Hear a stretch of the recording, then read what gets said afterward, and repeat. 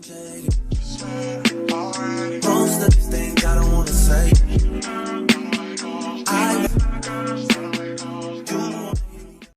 His Majesty is ready to see you. Thank you, Marcus.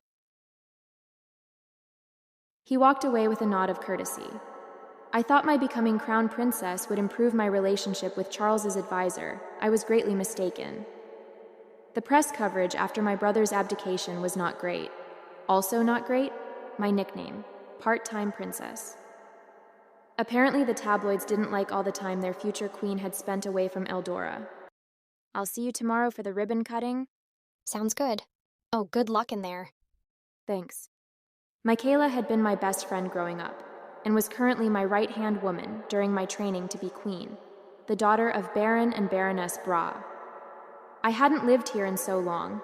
I was completely out of the loop, which was unacceptable for the future queen.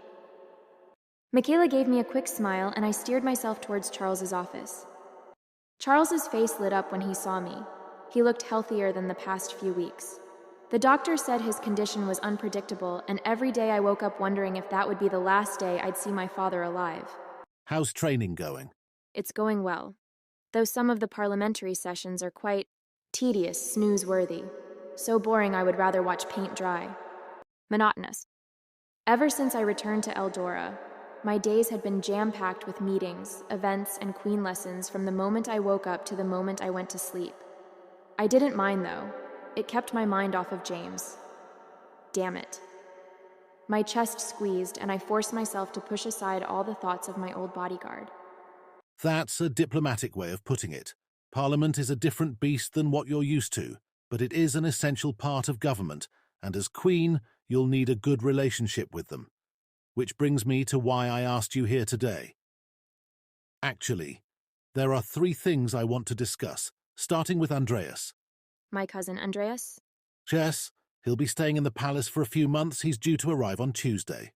What? Why is he coming here? He has his own house in the city.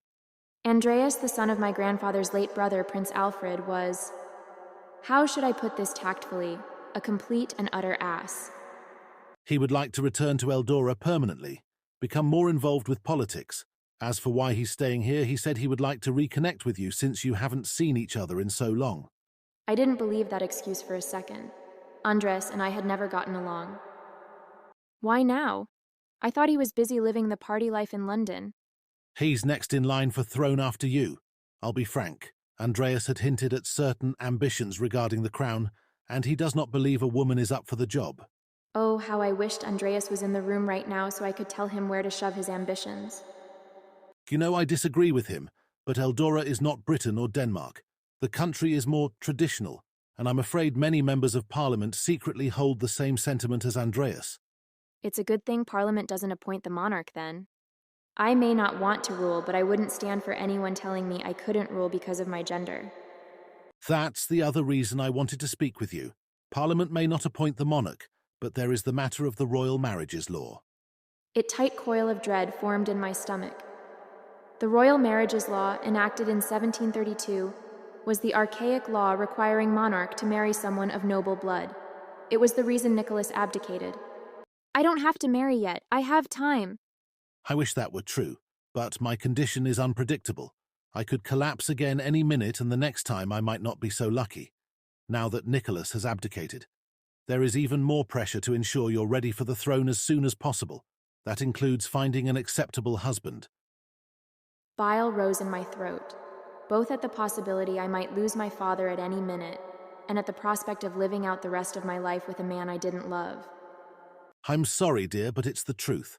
I wish I could shield you from the harsh truths of life like I used to, but you're going to be queen one day, and the time for sugarcoating is over.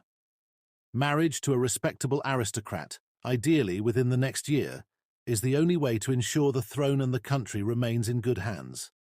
I could abdicate the way Nicholas did, but I wouldn't. As much as I resented him for putting me in this position, he'd done it for love. How am I supposed to find a husband so soon? My schedule's already so full I hardly have time to sleep, much less date. Leave that to me. I have an idea, but before we get into it, there's one last thing we need to discuss. Your bodyguard. The word bodyguard made my heart twist. What about him?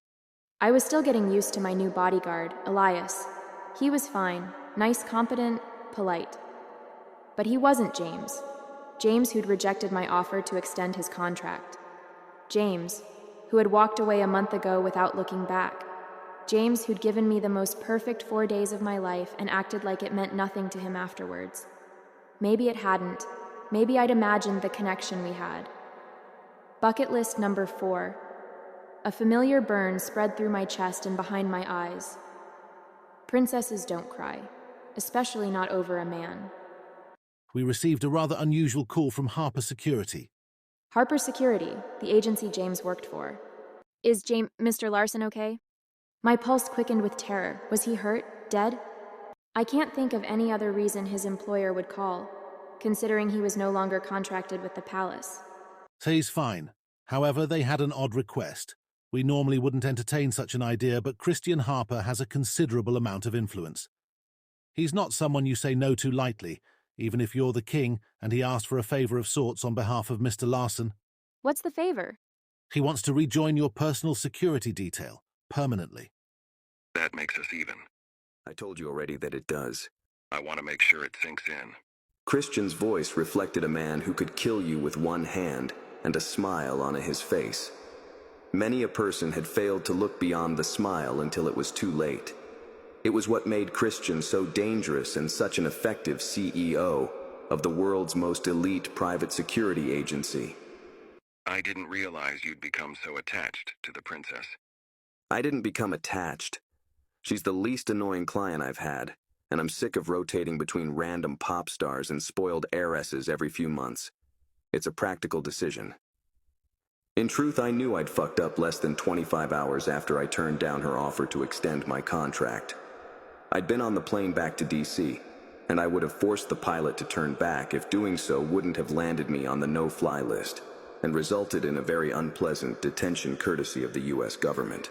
So you moved to Eldora, the country you hate most. Makes sense. I don't hate Eldora. If you say so. I agree to your request because I trust you, but don't do anything stupid, Larson. Princess Raya is a client. The future queen of Eldora, at that. No shit, Sherlock. Christian was technically my boss, but I'd never been good at kissing ass. And you didn't do this because you trust me.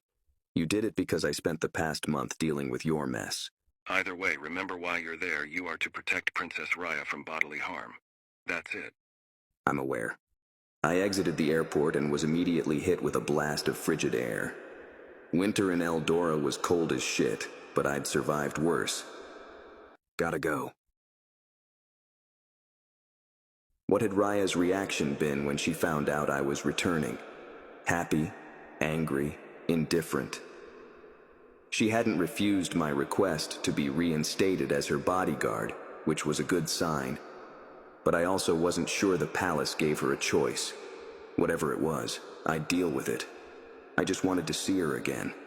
I'd left because I thought it was the right thing to do. If we stayed near each other, we would end up in a place that could destroy her. Raya was a princess, and she deserved a prince. I wasn't that, not even close. But it only took a day away from her for me to realize I didn't give a damn. I couldn't act on my feelings, but I also couldn't stay away. So here I was. Being by her side without actually being with her would be a special form of torture. But it was better than not being near her at all. The past 6 weeks were evidence of that. You dropped this. My muscles coiled, and I did a quick 5-second assessment of the stranger who came up behind me. He looked to be in his early to mid-30s, sandy hair, expensive coat. Nevertheless, I kept my guard up. I flicked my eyes to the car keys in his hand.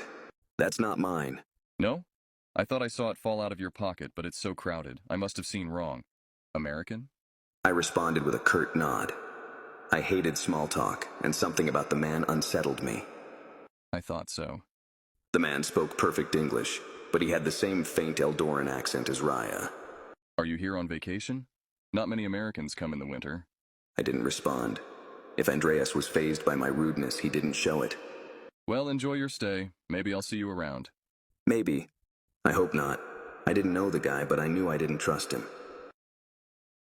I reached the head of the taxi line, and I didn't spare Andreas another glance as I tossed my suitcase in the trunk and gave the driver the palace's address.